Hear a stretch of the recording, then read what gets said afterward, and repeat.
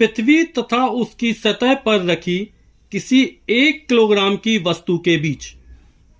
तो पृथ्वी तथा उसकी सतह पर रखी 1 किलोग्राम की वस्तु, जो वस्तु का द्रव्यमान है m1, वो हमारा 1 किलोग्राम है।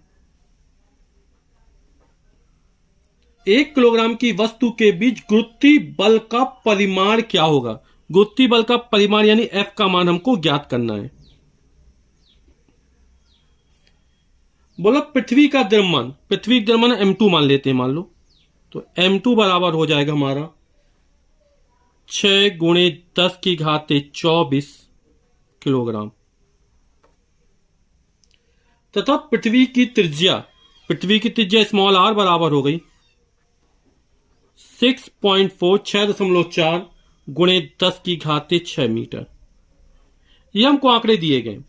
ये पृथ्वी है, इसका द्रव्यमान 6.4 गुणे 10 की घात 6, मान लो m2 द्रव्यमान की है।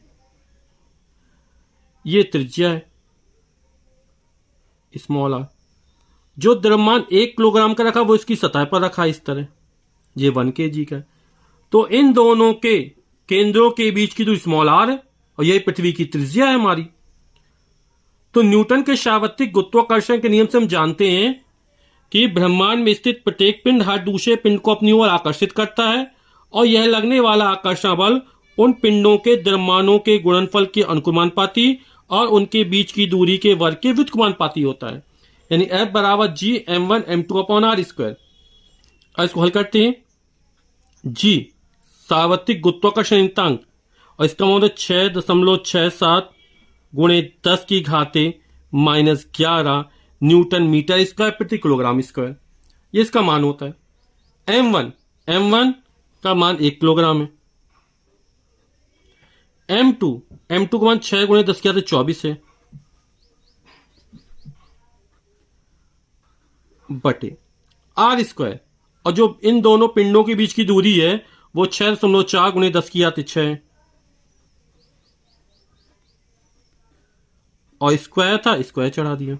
हमें इन प्रश्नों को हल करते समय यह ध्यान रखना चाहिए कि जो मात्रक होने हैं वो एक ही प्रणाली में हो, या तो एम के सिस्टम हो या सी सिस्टम है। तो ये किलोग्राम है, ये मीटर है, तो जो मात्रक है वो उसी फॉर्म में एम के सिस्टम में। तो यहां पर मात्रक किसमें एम के सिस्टम में लिए गए और जो कैपिटल जी का मान है वो फिक्स होता है 6.67 गुणे 10 की घात -11 न्यूटन मीटर स्क्वायर प्रति किलोग्राम स्क्वायर। अब इसको हल करते हैं हम। ये 6.67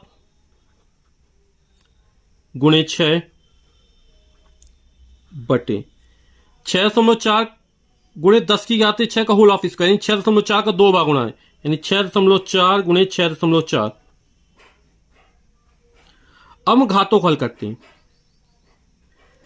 10 की घात -11 10 की घात 24 है, गुणा में आधार समान घातें जोड़ जाएंगी, तो -11 प्लस का 24 जोड़ेगा, तो 24 - 11 कितना हो जाएगा 13 आएगा, तो हो जाएगा 10 की घाते 13 बटे 10 की घाते 6 का वर्ग, इन 10 की घाते 6 गुणे 10 की घाते 6 है ना, तो 10 की घाते 12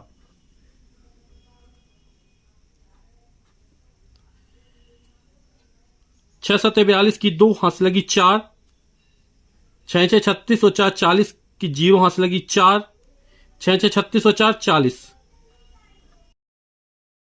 तो 40.02 हो जाएगा बटे। अब 6.4 में जब 6.4 का गुणा करेंगे तो ये हमारा आएगा 40.96। अब ये 10 की घात 13 बटे 10 की घात 12 है, तो ये ऊपर जाएगा। तो हम जानते हैं a की पावर m बटे a की पावर n बराबर a की पावर m माइनस n, यानी क्या होगा 13 में से घात 12 को घटा देंगे, 13 से 12 जाएगा, 1 बचेगा, 1 बचे 10 की घात 1 यानी 10 की घात 1 यानी कि 10। और ऊपर है 40.02, यहां भी 2 के बाद दशमलव, यहां भी 2 दशमलव हट जाएगा, तो हो जाएगा 4002 बटे 4096 गुणे 10। अब 4002 में 4096 का भाग करेंगे तो ये हमारा आ जाएगा 0.98 गुणे 10, और 0.98 में जब 10 का गुणा करेंगे तो हो जाएगा 9.8, और बल का मात्रक होता है न्यूटन। यही हमारा आंसर हो जाएगा।